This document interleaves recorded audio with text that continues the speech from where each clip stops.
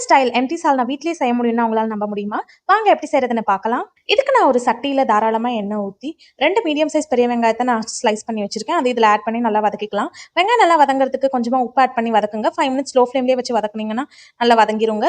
அடுத்து நான் ஒரு கொத்து கருவேப்பிலை ஆட் பண்ணிட்டு கருவேப்பிலை நல்லா புரிஞ்சதும் இது கூடவே 2 மீடியம் சைஸ் தக்காளியை நான் விழுது மாதிரி அரைச்சு வச்சிருக்கேன். அதுவும் இதுல சேர்த்து நல்லா வதக்கிக்கலாம்.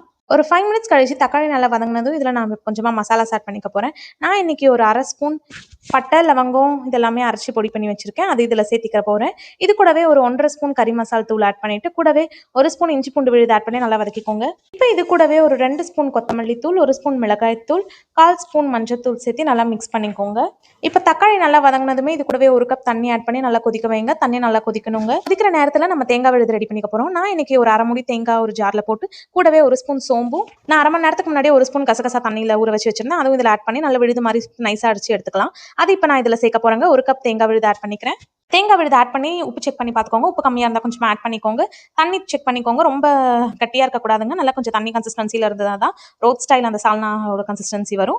ஸோ நல்லா தண்ணி வேணும்னா உங்களுக்கு கொஞ்சமாக ஊற்றிட்டு இது ஒரு 10 மினிட்ஸ் ஸ்லோ ஃப்ளேம்லேயே வச்சு குக் பண்ணி எடுத்தீங்கன்னா மேலே நல்லா எண்ணெய் பிரிஞ்சு வந்திருக்கோங்க. அந்த ஸ்டேஜ் வந்தோடனே ஸ்டவ் ஆஃப் பண்ணிட்டு சூடான புரோட்டாவை பிச்சு போட்டு மேலே சால்னா ஊற்றி சாப்பிட்டு பாருங்க. அவ்வளோ டேஸ்ட்டாக இருக்கும். ரோட் ஸ்டைல் சால்னா மாதிரியே இருக்கும். கண்டிப்பாக ட்ரை பண்ணி பாருங்க. ட்ரை பண்ணி பார்த்துட்டு எப்படி இருக்குன்னு மறக்காம கமெண்ட்ல சொல்லுங்க. தேங்க்யூ ஃபார் வாட்சிங்.